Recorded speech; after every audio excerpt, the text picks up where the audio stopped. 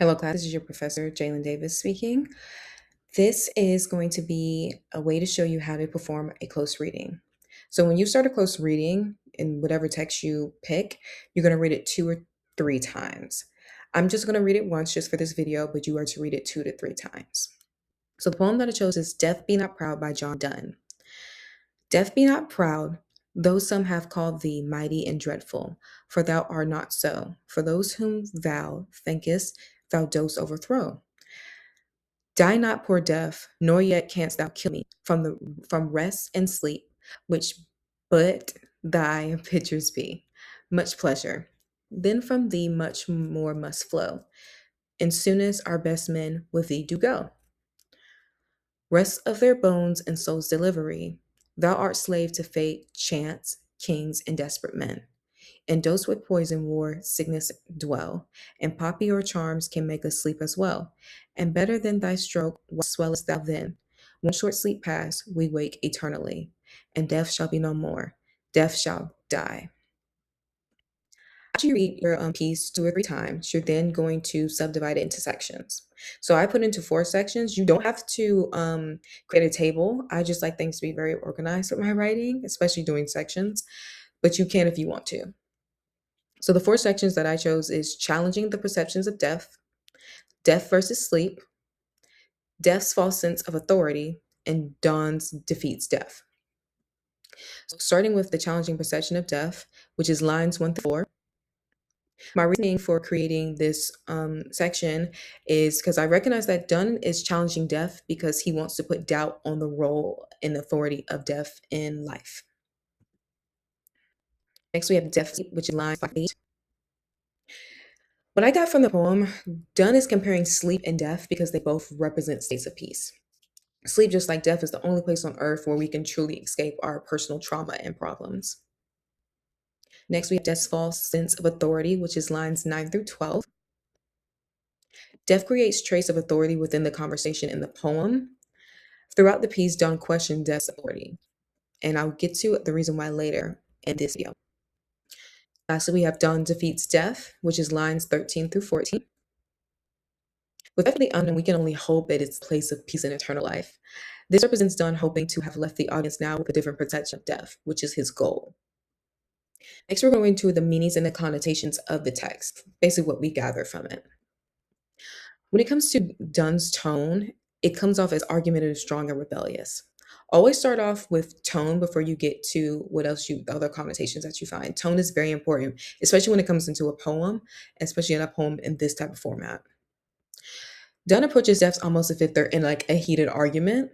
Throughout the argument, Donne continuously attempts to destroy death's authority, as I stated earlier in the video.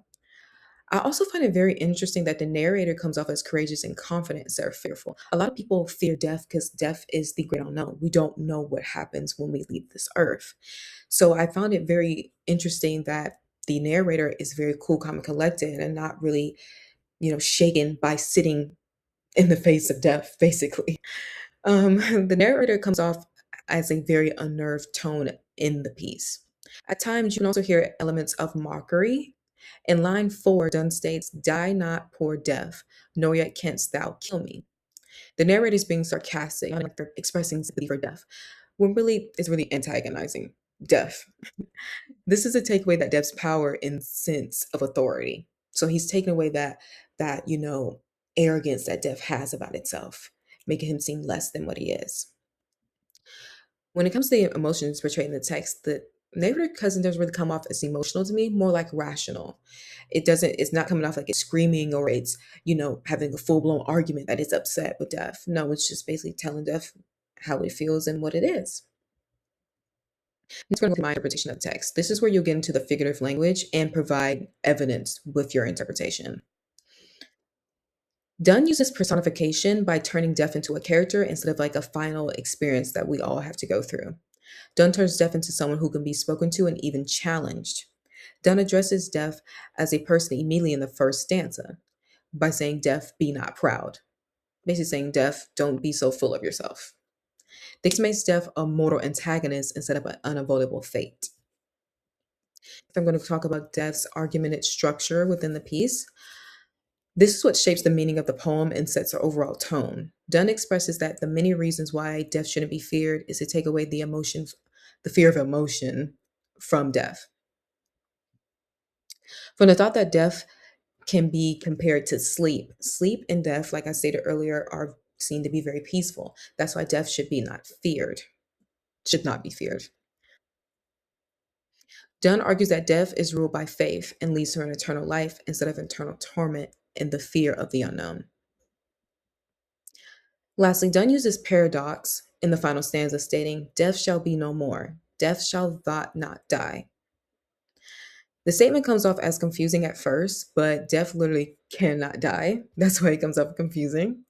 But this is where paradox come in. The paradox focuses on how Christianity views death, and it's seen as an eternal life, just not this like cold, sad resting place that we all have to go to.